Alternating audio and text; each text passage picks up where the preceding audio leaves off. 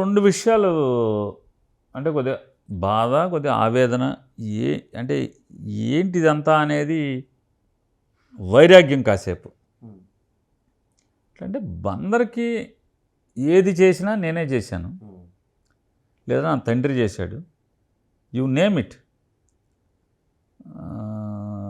ఈ ఈ ఊరికి మంచినీళ్ళని ఇవాళ యథేచ్ఛగా దాహం కేకలు వేయకుండా, నీళ్ల కోసం రోడ్డు ఎక్కకుండా, సముద్రం పక్కన ఉన్నటువంటి ఈ ప్రాంతం అంతా నిశ్చింతగా జీవిస్తున్నారంటే నా తండ్రి పాత్ర ఉంది, నా పాత్ర ఉంది. అంటే మీరన్నా పొడి చేశారంటే పొడలా, వాళ్ళు ఇచ్చిన ఉద్యోగాన్ని చాలామందికి ఉద్యోగాలు ఇచ్చారు. బందరు ప్రజలు చాలామందికి ఉద్యోగాలు ఇచ్చారు. కానీ ఉద్యోగం తీసుకున్న వాళ్ళలో మేము మా ఉద్యోగ ధర్మాన్ని నిర్వర్తించాం కదా. కృష్ణా యూనివర్సిటీ, మచిలీపట్నానికి గవర్నమెంట్ పాలిటెక్నిక్ కాలేజీ, అలాగే మచిలీపట్నానికి nursing college, government nursing college, మచిలీపట్నానికి ఒక మెడికల్ కాలేజీ, మచిలీపట్నానికి ఒక పోర్టు ఆలోచన చేసినోడిని. ఈ ఆలోచనే నాది.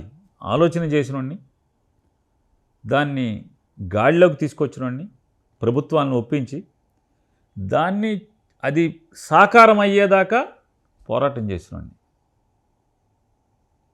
ఇవాళ ఆ పోర్టు దాదాపుగా అంటే నేను పదవిలోంచి దిగేప్పటికీ శరవేగంగా పనులు చేస్తూ 30-40% పనులు పూర్తయి ఎవరు ఆపుదామన్నా ఆపలేని పరిస్థితిలోకి పోర్టుని తీసుకురావటం. లేదా నా తండ్రి అనేక మంది పేదలకి అనేక పేదల కాలనీలు పట్టాలిచ్చి ఆ కాలనీని ఏర్పాటు చేశాడు. కొత్త కాలనీని సృష్టించాడు.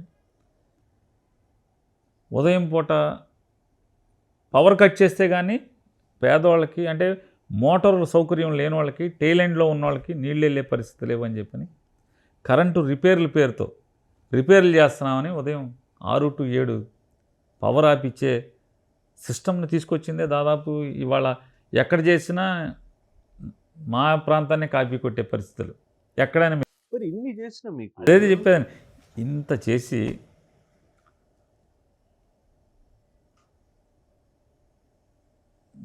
అంటే ఓడిపోవటంలో కూడా 50,000 మెజారిటీతో ఓడిపోయాడు అనేటువంటి ఒక బాధ. ఈ ఊరికి ఏం తప్పు చేశాం? ఈ ఊరికి ఏం మేలు చేయకుండా ఉన్నాను?